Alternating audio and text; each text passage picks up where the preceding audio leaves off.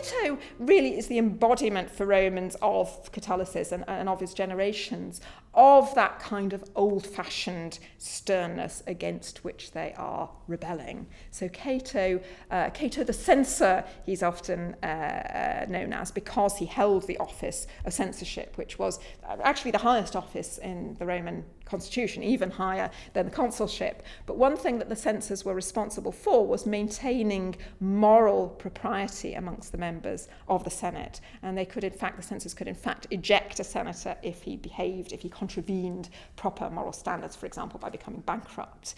So Cato is a figure who stands in later Roman literature for absolutely proper behaviour, for holding to and upholding old-fashioned standards of correctness, of morality, of Romanness, really, I suppose.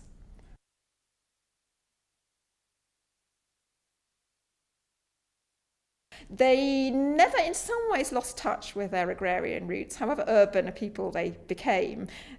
And, I mean, this notion of urban sophistication is almost, in some ways, a revolt against precisely that sense of rural, rustic origins.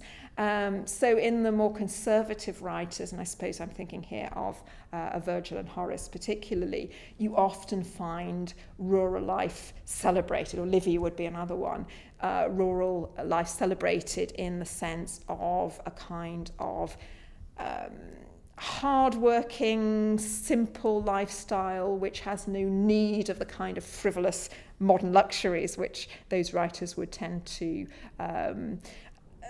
maybe not to condemn, but at least to treat with a certain disdain, we might say, as something that's perhaps superfluous, that's not really necessary to the good life, so to speak.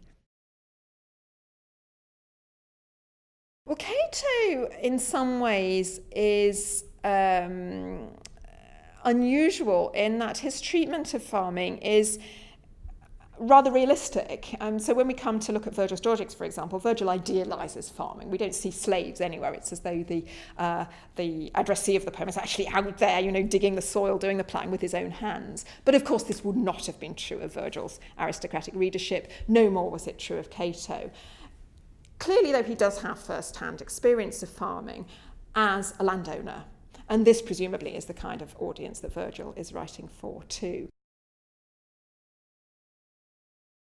I suppose the one place that we find something like the voice of the workers would be not in literary texts. On the whole, it's likely that even if workers were literate, they wouldn't have been literate enough, or indeed had the time, to write literary texts. Literary texts are mostly written by aristocrats for aristocrats, as in epigraphic sources, so tombstones particularly. And in fact, the majority of surviving funerary inscriptions come from individuals of the freedman class, so not quite slaves. Some of them are indeed slaves, but relatively lowly individuals.